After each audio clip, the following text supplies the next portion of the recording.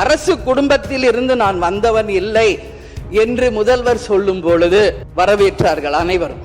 ஆனால் இன்றைக்கு அவருடைய ராஜகுருவாக இருப்பவரை மிஸ்டர் ரத்தன் பண்டிட் என்பவரை அரசியல் சிறப்பு அதிகாரியாக அரசு வேலையில் அமர்த்தியதை ஒட்டுமொத்த தமிழக மக்கள் சார்பாக வன்மையாக இந்த வரலாற்று சிறப்பு மிக்க அவையில் நான் அதை குறிப்பிட கடமைப்பட்டிருக்கிறேன்.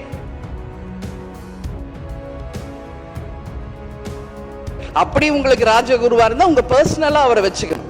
பட் அவரை அரசு உயர் பதவியில கொண்டு இளைஞர்களை நம்பி மக்கள் வாக்களிச்சிருக்காங்க.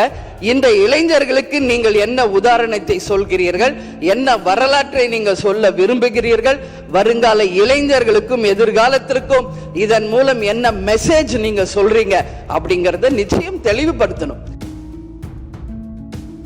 ஏன்னா இன்னைக்கு மக்கள் ஜனநாயகத்தை நம்பி இளைஞர்கள் கையில ஆட்சியை கொடுத்திருக்கிறார்கள்.